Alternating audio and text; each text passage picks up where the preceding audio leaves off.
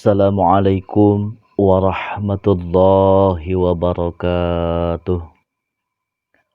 Pada kesempatan ini kita akan membahas tentang sejarah perkembangan Islam di Nusantara. Pada awal Masehi sudah terdapat jalur pelayaran dan perdagangan antara kepulauan Indonesia dengan berbagai daerah di Asia Tenggara. Jalur tersebut terbentuk tidak lain karena sejak zaman prasejarah, masyarakat Nusantara sudah dikenal sebagai pelayar-pelayar tangguh yang sanggup mengarungi samudra lepas. Adapun wilayah Nusantara yang menjadi lintasan penting perdagangan adalah wilayah Nusantara bagian barat, yakni Malaka dan sekitarnya. Wilayah tersebut terkenal karena memiliki hasil bumi yang melimpah. Wilayah tersebut juga merupakan perlintasan para pedagang Tiongkok dan India. Selain itu, pelabuhan-pelabuhan penting di Sumatera dan Jawa antara abad ke-1 dan ke-7 Masehi juga sering disinggahi pedagang dari Lamuri yang sekarang ada di Aceh, Barus, Palembang, Sunda Kelapa, dan Gresik. Bersamaan dengan itu, datang pula para pedagang dari Timur Tengah pada abad ke-7 Masehi atau abad ke-1 Hijriah yang tidak hanya berdagang tetapi juga berdakwah menyebarkan agama Islam, sehingga berdasarkan fakta tersebut dapat dipahami bahwa agama Islam telah ada di Indonesia sejak abad ke-1 Hijriah.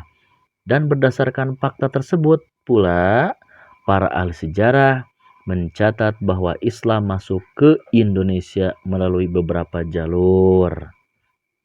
Jalurnya apa saja? Tapi ini jelas kita akan bahas jalur penyebaran Islam di Nusantara itu ada 5. Salah satunya perdagangan. 1. Perdagangan. Terbukanya jalur perdagangan yang menghubungkan Asia Barat, Asia Timur, dan Asia Tenggara digunakan para pedagang Muslim untuk berdakwah menyebarkan agama Islam. Pedagang-pedagang tersebut memiliki akhlak mulia, santun, dapat dipercaya, dan jujur. Hal inilah yang menjadi daya tarik sehingga banyak penduduk Nusantara secara sukarela masuk Islam. Banyak pedagang Muslim yang singgah dan bertempat tinggal di Indonesia. Ada yang tinggal sementara dan sebagian lain menetap. Lambat laun, tempat tinggal mereka berkembang menjadi perkampungan Muslim. Pedagang-pedagang Muslim berasal dari Arab. Dari mana lagi? Persia dan dari Gujarat atau India.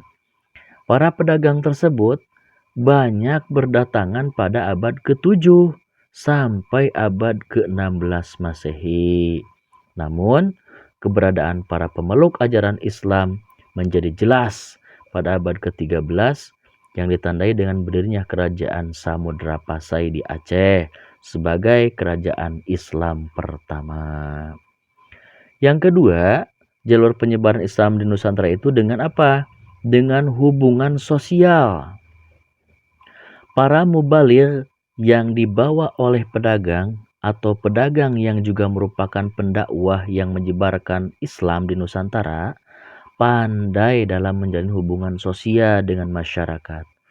Sebagian dari mereka yang telah tinggal menetap aktif membaur dengan masyarakat melalui kegiatan-kegiatan sosial. Mereka memiliki sikap yang santun, kebersihan jasmani dan rohani, kepandaian yang tinggi, serta dermawan. Selain itu, silaturahmi, bekerja sama, dan gotong royong juga mereka lakukan bersama penduduk Nusantara. Dengan tujuan untuk apa? Untuk menarik simpati agar masuk Islam. Pada kesempatan tertentu, Mereka menyampaikan ajaran Islam dengan cara bijaksana, tidak memaksa atau merendahkan. Itu jalur penyebaran Islam. Yang kedua, melalui hubungan sosial. Yang ketiga, dengan apa? Dengan jalur perkawinan. Sebagian pedagang Islam yang datang ke Nusantara ada yang menetap dan menikah dengan wanita pribumi, terutama putri bangsawan atau putri raja. Kenapa?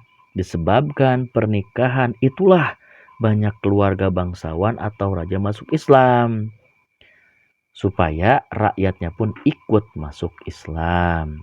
Dari pernikahan tersebut lahirlah keturunan Muslim dan membentuk perkampungan Muslim yang disebut Pekojan ya, Pekojan. Perkampungan Pekojan banyak dijumpai di beberapa kota di Indonesia hingga saat ini. Itu yang ketiga, melalui jalur perkawinan. Yang selanjutnya, jalur penyebaran Islam di Nusantara dengan apa? Dengan kesenian. Kesenian merupakan sesuatu yang sangat disenangi oleh masyarakat Nusantara. Sebelum Islam datang, kesenian dan kebudayaan Hindu-Buddha telah mengakar kuat di tengah-tengah masyarakat. Dalam penyebaran Islam, kesenian-kesenian tersebut tidak dihilangkan oleh para pendakwah Islam, tapi justru digunakan sebagai sarana dakwah. Cabang-cabang seni yang dikembangkan oleh para pendakwah Islam Nusantara antara lain apa? Seni bangunan, seni pahat, seni ukir, seni tari, seni musik, dan seni sastra. Itulah dari yang namanya jalur penyebaran Islam yang nomor 4. Jalur penyebaran Islam nomor 5 yaitu dengan apa? Dengan pendidikan. Tidak sedikit para da'i yang mendakwahkan Islam di Nusantara mendirikan lembaga pendidikan Islam di beberapa wilayah. Lembaga pendidikan Islam ini berdiri sejak pertama kali Islam masuk di Indonesia. Di Aceh misalnya, lembaga-lembaga pendidikan Islam di sana dikenal dengan nama apa? Menasah, Dayah, dan Rangkang. Di Sumatera Barat dikenal adanya surau. Di Kalimantan dikenal dengan nama Langgar. Sementara di Jawa dikenal dengan pondok pesantren. Itulah 5 jalur penyebaran agama Islam di Nusantara. Selanjutnya, faktor apa saja pendorong masuknya Islam di Nusantara? Kalau kita runtut, faktor pendorong masuknya Islam di Nusantara sekurang-kurangnya ada 5. Apa saja? 1. Persyaratan untuk masuk Islam sangat mudah. Seseorang telah dianggap masuk Islam hanya dengan mengucapkan kalimat syahadat. Asyhadu alla ilaha illallah wa asyhadu anna Muhammadar Rasulullah. Itu yang pertama. Yang kedua, ajaran Islam tidak mengenal kasta. Kenapa? Karena semua manusia memiliki kedudukan yang sama di hadapan Allah Subhanahu wa taala. Yang membedakan hanyalah ketakwaannya. Itu faktor kedua. Faktor pendorong masuknya Islam di Nusantara yang ketiga adalah adanya kesungguhan hati dan keuletan para juru dakwah untuk berdakwah secara terus-menerus secara terus-menerus kepada keluarga, tetangga, dan masyarakat sekitarnya. Faktor pendorong masuk Islam yang nomor keempat adanya dorongan kewajiban bagi setiap muslim atau muslimah, khususnya para ulama, untuk berdakwah mensyiarkan Islam sesuai dengan kemampuan mereka masing-masing. Yang kelima, faktor pendorong masuknya Islam di Nusantara adalah banyak raja Islam yang ada di wilayah Indonesia ikut berperan aktif dalam melaksanakan dakwah Islamnya. Itu adalah faktor ataupun 5 faktor pendorong masuknya Islam di Nusantara. Bagaimana teorinya? Teori masuknya Islam di Nusantara. Ada beberapa teori yang disampaikan di sini. Yang pertama, ada yang disebut dengan teori Mekah. Menurut teori Mekah, proses masuknya Islam ke Indonesia adalah langsung dari Mekah atau Arab. Terjadi pada abad pertama Hijriah atau abad keberapa? Abad ke-7 Masehi. Para pedagang dari Timur Tengah memiliki misi dagang dan dakwah sekaligus. Bahkan, motivasi dakwah menjadi pendorong utama mereka datang ke Nusantara.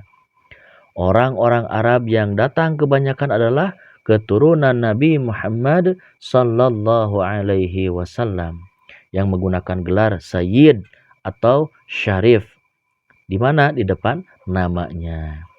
Menurut para ahli sejarah, jalur perdagangan antara Indonesia dengan Arab telah berlangsung jauh sebelum Masehi. Kalau kita lihat rute pelayaran yang digunakan dalam penyebaran Islam Indonesia dari Arab yaitu apa berarti? Ada dua rute, rute utara dan rute selatan. Kalau rute utara berarti dari mana? Dari Arab yaitu Mekah dan Madinah. Masuk ke mana? Ke Damaskus. Dari Damaskus ke Baghdad. Terus ke Gujarat.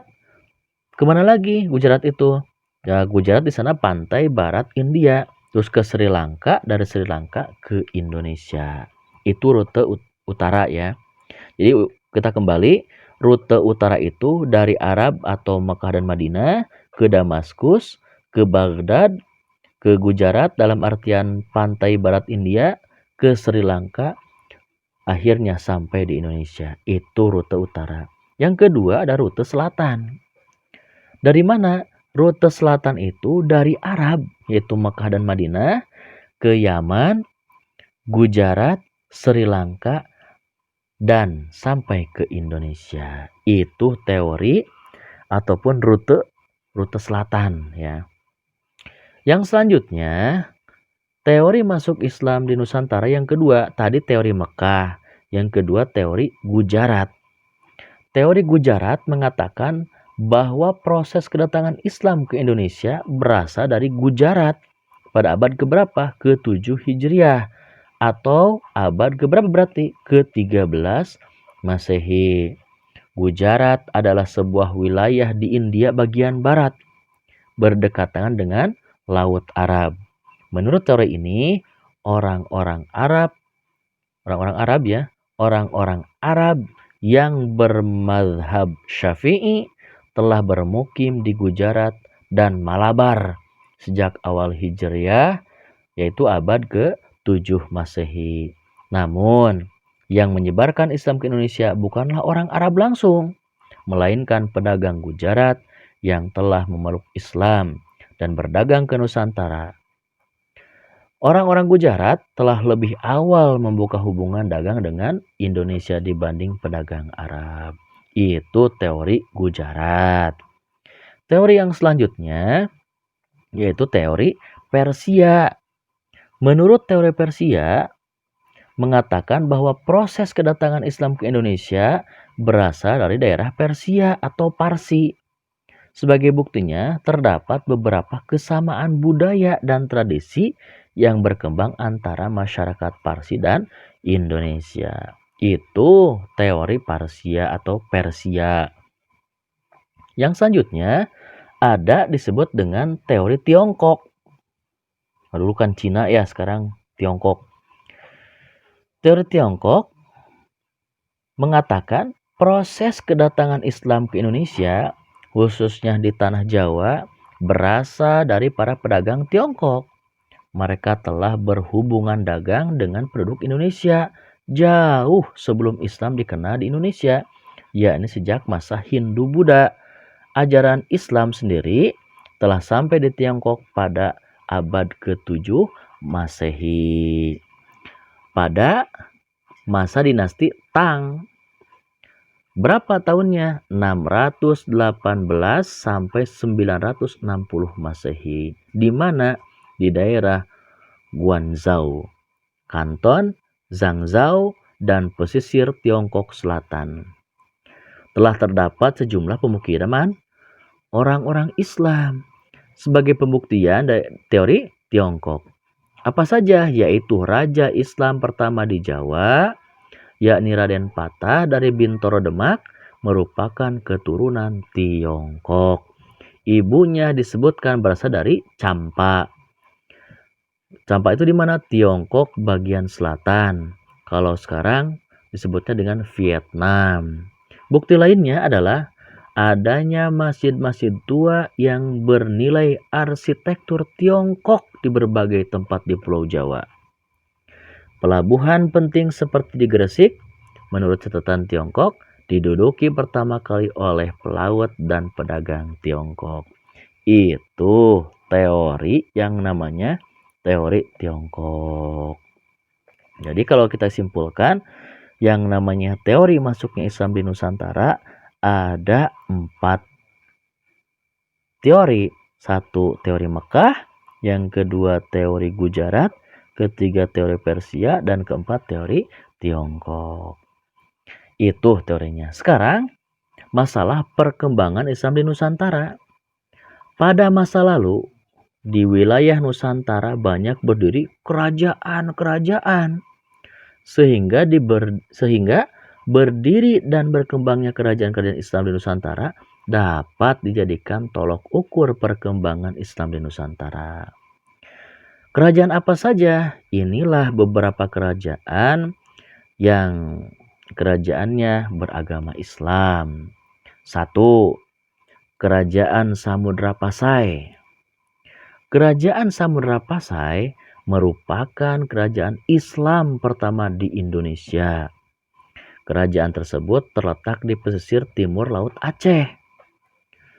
Di mana itu? Kabupaten Loksmawe atau Aceh Utara sekarang. Proses dakwah Islam di daerah-daerah pantai pada dasarnya telah terjadi sejak abad ke-7 Masehi. Kerajaan ini diperkirakan berdiri pada awal atau pertengahan abad ke-13 Masehi dan berakhir pada tahun 1524 Hijriah. 1524 Masehi bukan Hijriah. Kawasan Aceh yang strategis dan berada di pintu masuk Selat Malaka menjadi tempat pertemuan para pedagang dari berbagai daerah di Nusantara dan para pedagang dari luar negeri. Khususnya mana? Khususnya para pedagang Islam. Oleh karena itu, sangat wajar kalau pengaruh Islam sangat kuat di Aceh. Buktinya apa? Beberapa bukti berdiri kerajaan Samudra Pasai adalah adanya nisan kubur yang terbuat dari granit asal Samudra Pasai.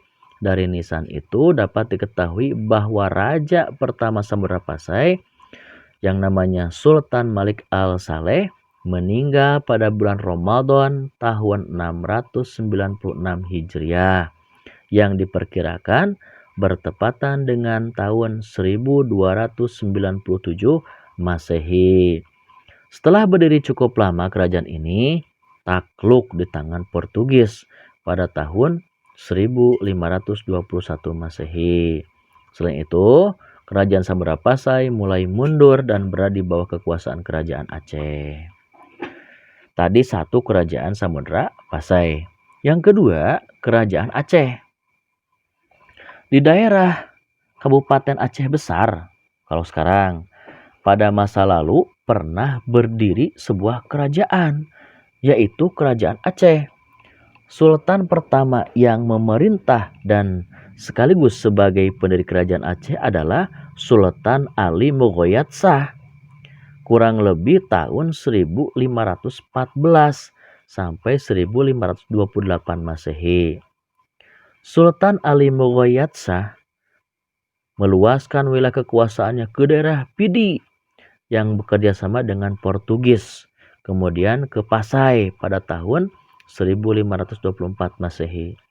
Dengan kemenangannya terhadap 2 kerajaan tersebut, Aceh dengan mudah melebarkan kekuasaannya ke Sumatera Timur. Nama Aceh menanjak dengan cepat pada abad ke-17. Sejak saat itu, seluruh Aceh berada di bawah naungan Aceh Besar yang berpusat di Kutaraja. Puncak kejayaan kerajaan Aceh terjadi pada masa pemerintahan Sultan Iskandar Muda. Pada masa kepemimpinannya, Bandar Aceh dibuka menjadi pelabuhan internasional dengan jaminan pengamanan gangguan laut dari kapal perang Portugis. Pada masanya, Aceh menguasai seluruh pelabuhan di pesisir timur dan barat Sumatera. Namun, usaha Aceh untuk menguasai Malaka yang diduduki oleh Portugis berulang kali mengalami kegagalan. Pada masa kepemimpinan Sultan Iskandar Muda, itulah disusun adat Makuta Alam, yaitu undang-undang tentang tata pemerintahan. Sultan Iskandar Muda wafat pada tahun 1636 Masehi dan digantikan oleh menantunya yaitu Sultan Iskandar Tsani atau Sultan Iskandar II dari tahun berapa? 1636 sampai 1641 Masehi. Setelah wafat, kemudian diganti oleh permaisurinya sendiri, yaitu siapa? Putri Sultan Iskandar Muda yang bernama Syafiyatuddin atau Sofiyatuddin.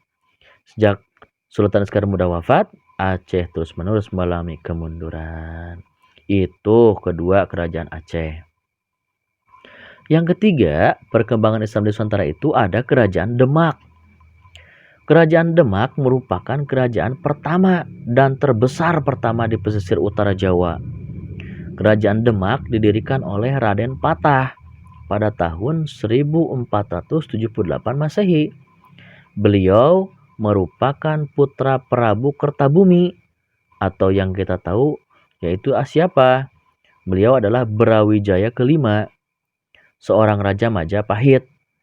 Sebelumnya, wilayah Demak merupakan kadipaten dari kerajaan Majapahit. Pada tahun 1518 Masehi, Raden Patah digantikan oleh putranya yang bernama siapa? Pati Unus. Setelah Pati Unus naik tahta, ia memperkuat pertahanan lautnya agar Portugis tidak masuk ke Jawa. Sikap permusuhan Demak terhadap Portugis ternyata sangat merugikan Portugis. Kekuasaan kerajaan Demak berakhir pada tahun 1568 Masehi. Jaka Tingkir memindahkan pusat pemerintahan dari Demak ke Pajang. Nah, itulah ada yang disebut dengan Jaka Tingkir. Yang keempat, ada yang disebut dengan kerajaan. Tadi kan pertama kerajaan Samurapasai, kedua kerajaan Aceh, ketiga kerajaan Demak, yang keempat sekarang kerajaan Pajang. Kerajaan Pajang merupakan kerajaan Islam pertama yang terletak di daerah pedalaman Pulau Jawa. Di mana? Yaitu di Kartasura. Sultan atau raja pertama kesultanan ini adalah Jaka Tingkir yang tadi, yang berasal dari Pengging. Dari Pengging ya, daerah lereng Gunung Merapi.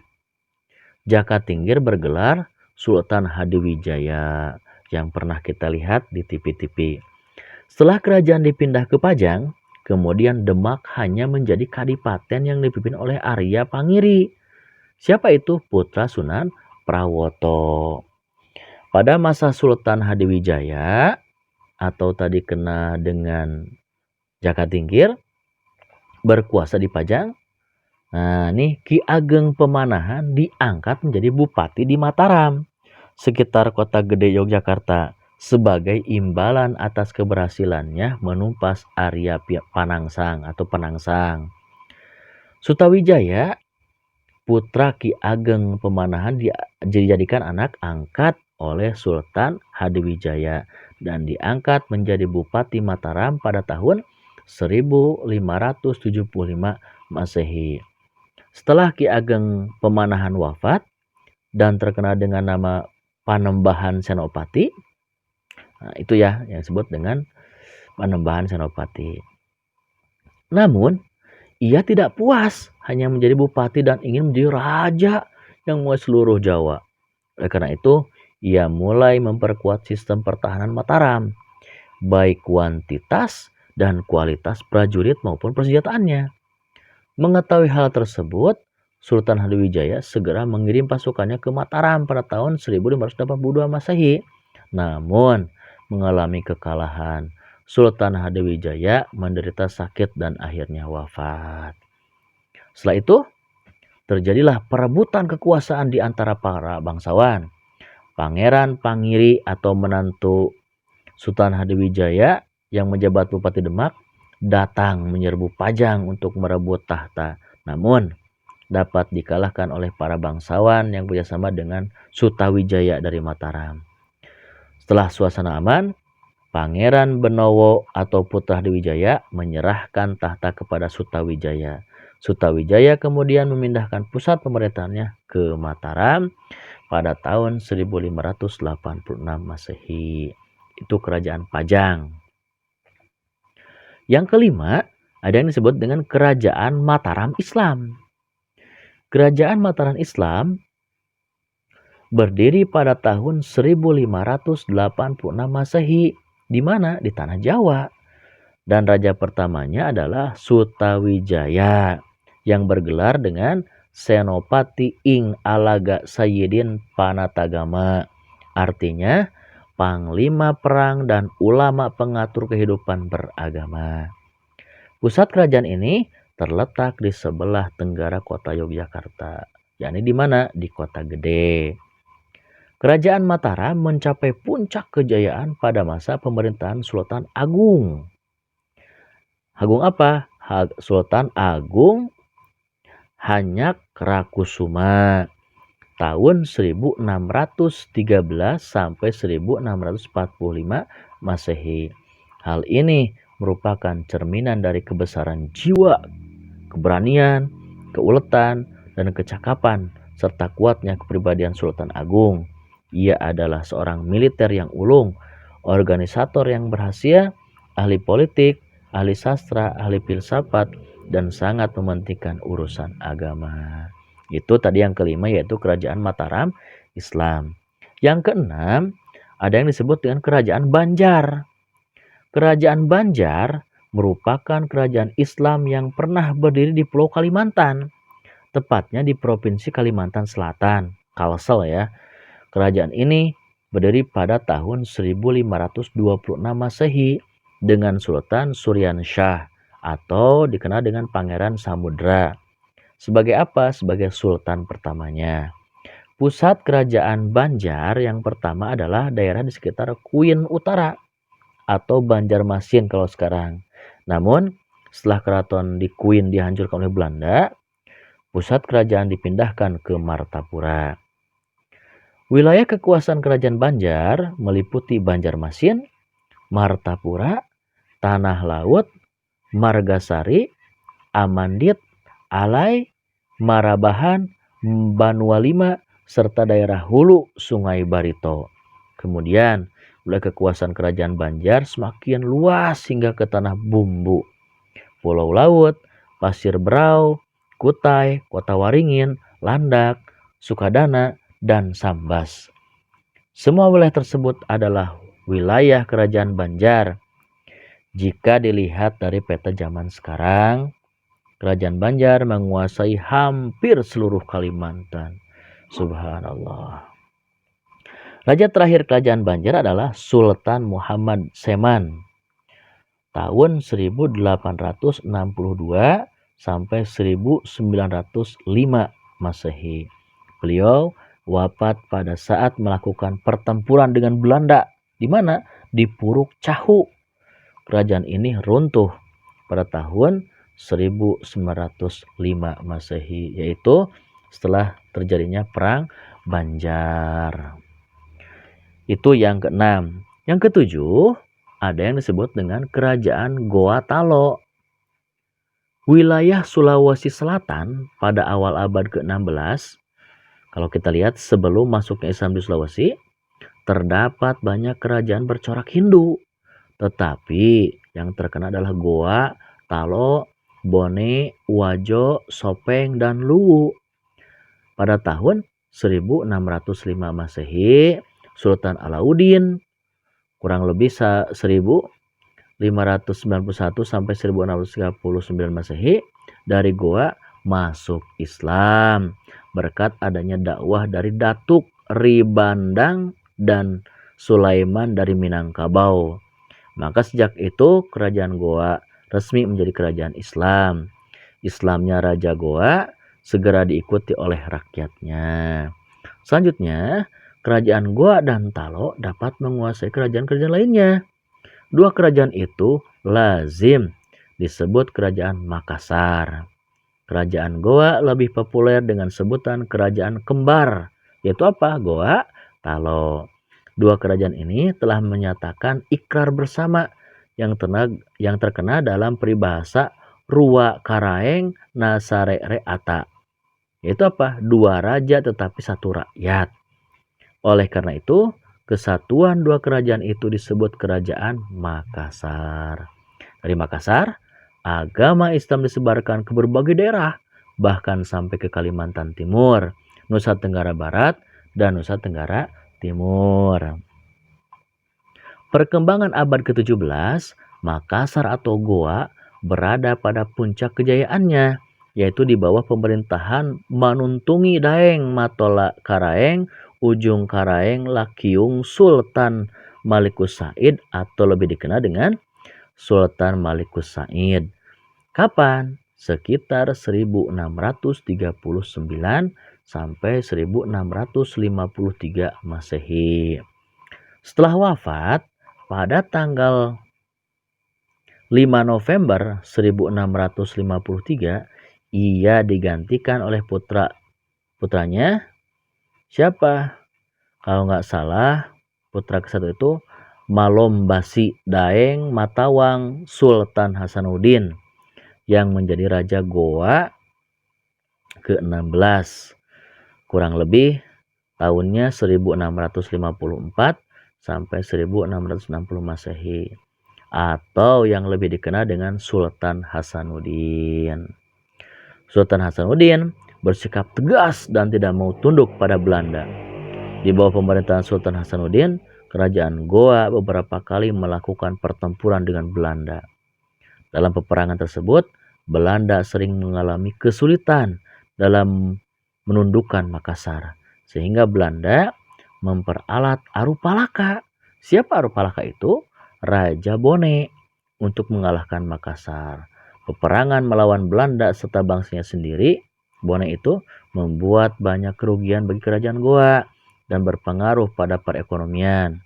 Keagungan Goa mengalami kemunduran setelah kekalahan Goa dari Belanda, terutama setelah hancurnya benteng Somba Opu. Itu kerajaan Goa Talo. Yang ke-8, kita sampai 9 aja ya. Yang ke-8 yaitu kerajaan Ternate. Kerajaan Ternate berdiri pada abad ke-13. Ibu kota kerajaan Ternate adalah Sampalu. Kalau sekarang kita kenal dengan Pulau Ternate. Selain kerajaan Ternate, di Maluku juga telah berdiri kerajaan-kerajaan lain, yaitu Jailolo, Tidore, Bacan, dan Obi. Namun, kerajaan Ternate yang paling maju di antara kerajaan tersebut, siapa ya Ternate? Ternate banyak dikunjungi oleh para pedagang-pedagang dari Jawa, dari Melayu, dari Tiongkok, dan Arab. Kenapa? Karena banyak menghasilkan rempah-rempah. Selain itu, Ternate juga memiliki kapal-kapal dagang yang sering berlayar ke daerah lain. Raja di Maluku yang pertama memeluk agama Islam adalah siapa? Raja Ternate, yaitu Gapi Baguna atau Sultan Marhum. Memerintahkannya kurang lebih dari tahun 1465 sampai 1485 Masehi. Yang masuk Islam karena menerima pengaruh dakwah dari Datuk Maulana Husin berdasarkan catatan Portugis. Setelah wafat, ia digantikan oleh putranya yang bernama Zainal Abidin. Pada tahun 1495 Masehi, Zainal Abidin memperdalam pengetahuan agama Islam. kepada siapa? Kepada Sunan Giri dan kemudian ke Malaka. Ia giat menyebarkan agama Islam ke pulau-pulau sekitarnya, bahkan sampai ke Filipina. Ke Filipina mana? Ke Filipina Selatan. Zainal Abidin hanya memerintah sampai tahun 1500 Masehi. Kemudian digantikan oleh Sultan Sirullah, Sultan Khairun, dan Sultan Babullah. Setelah Khairun memerintahkan tahun 1550 sampai 1570 Masehi, secara tegas Sultan Khairun menantang dan menolak kehadiran para misionaris Portugis di Ternate. Hal itu membuat Portugis khawatir akan terusir dari bumi Ternate. Sehingga dengan dalih mengadakan perjanjian perdamaian, Portugis di bawah pimpinan De Mesquita membunuh Sultan Khairun pada tahun 1570 Masehi. Rakyat Ternate di bawah pimpinan Sultan putranya ya. Jadi Sultan Khairun itu punya putra, dipimpinlah oleh putranya yaitu Sultan Baabullah, akhirnya mengangkat senjata melawan bangsa Portugis. Sepeninggal Sultan Baabullah, kerajaan Ternate mulai melemah. Pada tahun 1580 Masehi, Spanyol dan Portugis menyerang Ternate. Sultan Said Barokati ditawan Spanyol dan dibuang ke Filipina.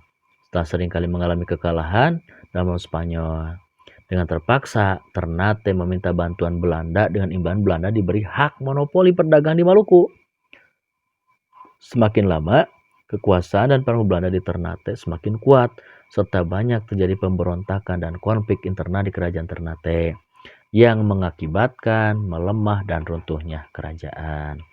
Itu masalah kerajaan Ternate. Yang terakhir, kerajaan Tidore. Kerajaan Tidore berpusat di kota Tidore, sebelah selatan Ternate, yang kalau sekarang Maluku Utara ya.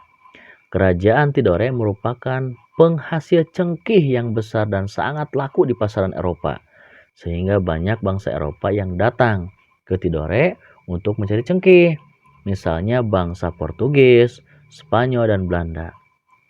Menurut silsilah raja-raja Ternate dan Tidore, Raja Tidore pertama adalah Syahadati alias Muhammad Naqol yang naik tahta sekitar tahun 1081 Masehi.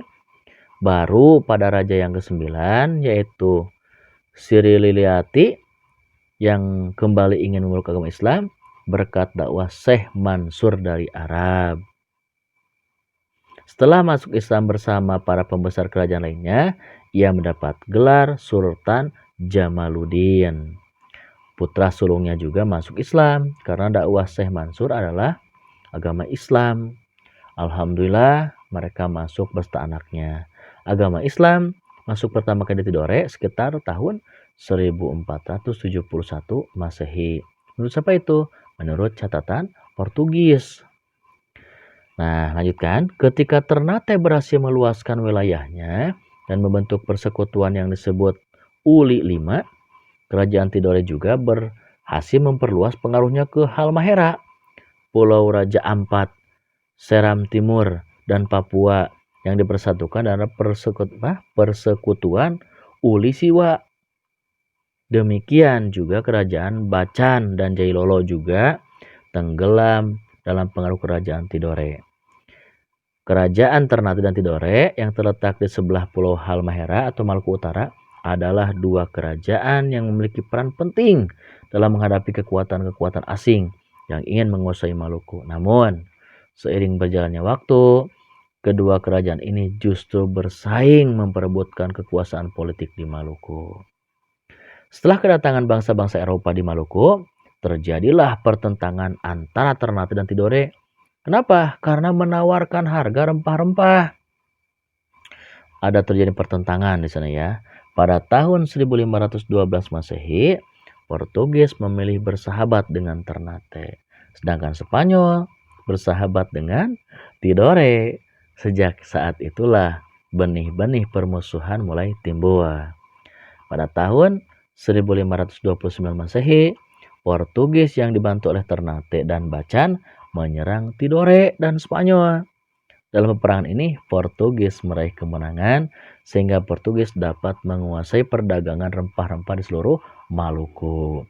Kemudian, Portugis mulai melakukan tindakan sewenang-wenang terhadap rakyat Maluku. Kedua kerajaan tersebut akhirnya sadar bahwa keduanya harus bersatu untuk mengusir penjajahan Portugis di Maluku. Berkat kerjasama kedua kerajaan tersebut, akhirnya Portugis mengalami kekalahan pada tahun 1575 Masehi dan menyingkir ke Ambon pada tahun 1605 Masehi. Nah, di sini ya, menyingkirlah ke Ambon pada tahun 1575 Masehi. Untuk tahun 1605 Masehi, Belanda berhasil mendesak Portugis di Ambon untuk menguasainya. Kerajaan Tidore mencapai puncak kejayaannya pada masa pemerintahan Sultan Nuku, kurang lebih tahun 1789 sampai 1805 Masehi. Siapa itu? Yaitu seorang pengusaha sekaligus penguasa. Satu penguasa yang berani dan cerdas.